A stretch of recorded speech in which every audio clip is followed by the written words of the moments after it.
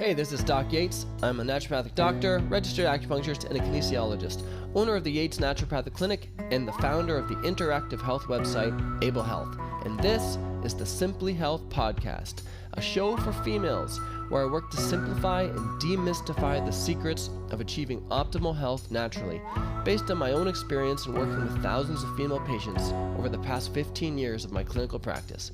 Welcome to Simply Health. Hey, this is Doc Yates, and on today's episode of the Simply Health Podcast, we're going to be talking about allergies, Part 2. So 5 things you can do to help reduce your allergy symptoms, Part 2. I think maybe this is extra near and dear to me because, like I said, I never grew up with allergies. I had a knee surgery due to a football injury on my knee, and I came out of that surgery, and I had allergies, and ever since then, I had ragweed allergies, so I spent a lot of time working on how I could reduce those naturally, because unfortunately, as we touched on last podcast, if you were to use conventional medications, like anticholinergic drugs like Benadryl for allergies, using that long-term increases your risk of dementia by 54%, which is pretty dramatic.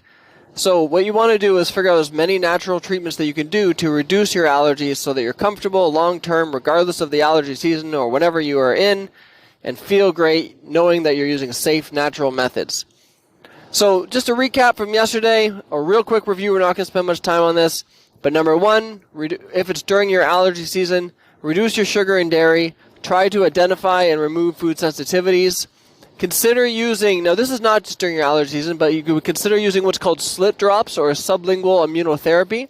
And something I wanted to touch on yesterday, there's a really cool, I think it's a really cool history to how some of this works. So traditionally, for instance, a plant that causes pretty strong reactions in some people, not everyone, but some people, is, of course, poison ivy. And traditional Native American use, they would take poison ivy in extremely small amounts and eat it. So while I'm not saying if you haven't done this before, I'm not saying go out and do this right now, but it's the exact same concept. They would eat it in extremely small amounts, so that way when they were exposed to it topically on their skin, they wouldn't get such strong reactions. And it's based on this exact same theory. And generally the way it works, traditional medicines, they would test and they would use what works. And now with modern science, rather than trying to disprove like things that have been around and used for hundreds and thousands of years, rather than trying to disprove it, maybe spending more time to figure out how does it work and how can we use it, make it even better. So slit allergy drops would be a perfect example of that. Okay. Other things that you can do is, remember we talked about the herbal formulas for reducing your allergy symptoms and acupuncture. But today I'm going to touch base on 5 new new treatments, but new for this podcast. 5 different things that we didn't touch on. And not all of these are things that I use in practice, but these are some of the things that people do use on their own if they go to a health food store and they're trying to find natural solutions. So I'll let you know whether I use each one in practice and what my experience is with them. Number 1, it's not even, this is something that everyone should be considering regardless of whether you're using conventional medicine or natural medicine, but reduce your exposure overall to the allergens, most specifically when you're sleeping. So if you're allergic to cats, don't let your cat in your bedroom. If you're allergic to a lot of dust and mold, make sure that you've got filters, like an air filter in your room. Make sure when it's your time, right before your allergy season, that you're if the air conditioning is on or if the heater's on, make sure you're changing the vents. And if you can get filters onto your vents and onto your furnace and air conditioning that have smaller, tighter filters, you not necessarily have to get like a full HEPA filter, but much finer filters to help filter out any dust, particulate, and allergens. That makes a big difference. When it's your allergy season, sleep with your windows closed. Personally, I love sleeping with the windows open when it's nice out, but most plants release a lot of their pollen during the night and early morning, which means if you're sleeping with your windows open, all of that's coming in because that will get through your regular screen. So I hope that's point number 1 for today. The next thing is the frequent sinus rinse. So I'm not saying you're going to walk around carrying a neti pot or a teapot and sticking it up your nose everywhere you go. But I would say the more you can rinse your sinus immediately after exposure to allergens, the less likely that reaction is going to drag on. So then you won't necessarily need to take anything, not natural or conventional. For instance, let's say it's ragweed season and you are walking from your house to your work. There's lots of pollen in the air.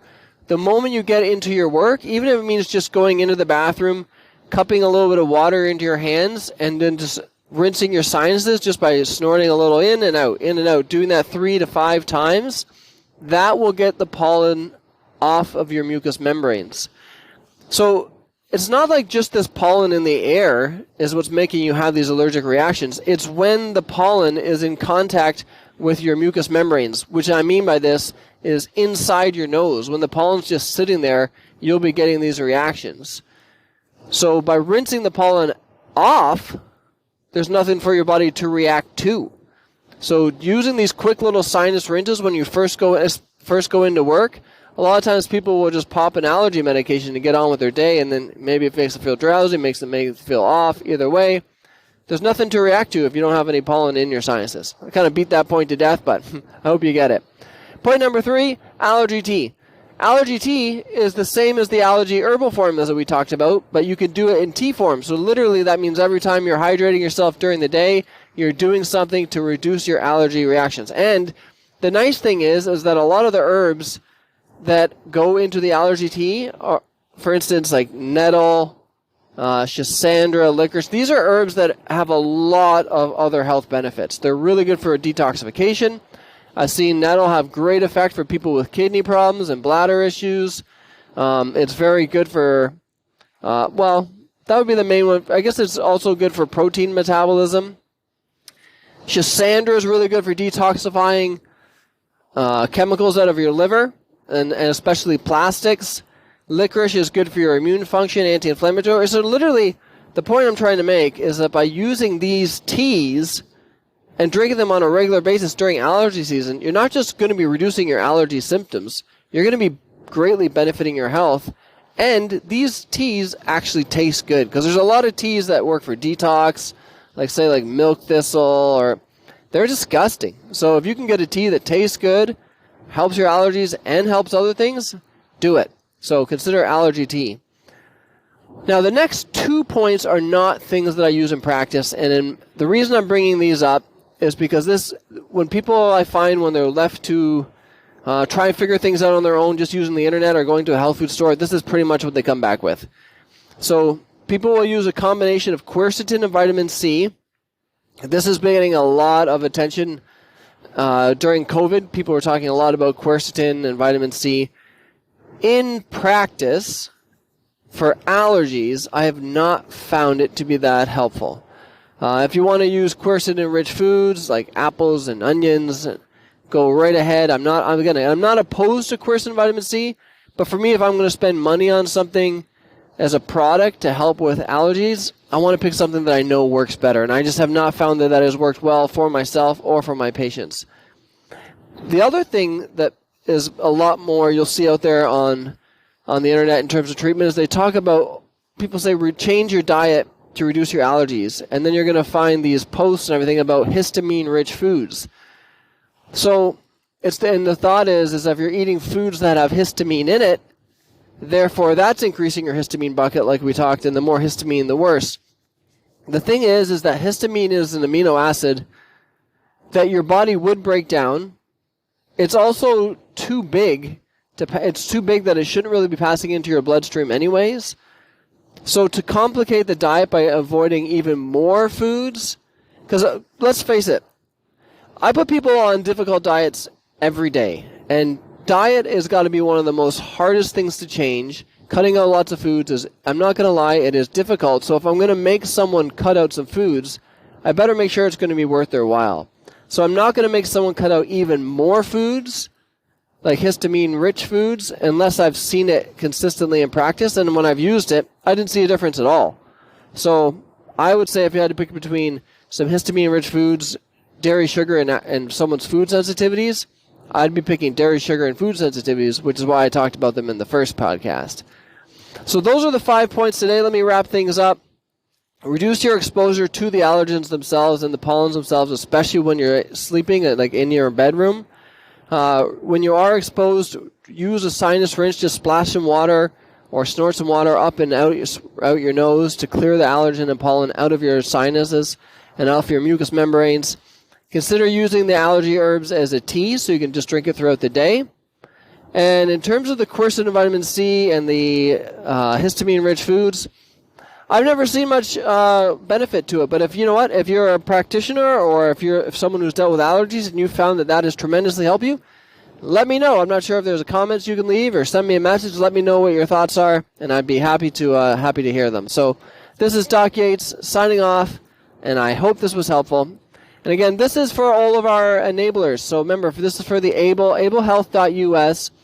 The goal of the website that we put together, because it does make customized diet programs, customized formulas, customized supplements and herbal teas and everything for you based on your health concerns, because we want you to be able, and then more importantly, we want you to enable others by helping them with what you've learned so that they can become healthy too. And that is just as rewarding as becoming healthy yourself. So this is Doc Yates signing off. Bye. Thanks for tuning in to Simply Health. If you want to learn more about health, check out Able Health. If you want to see some of the other projects that I've been working on in health, business, music, and life, please check out the links below.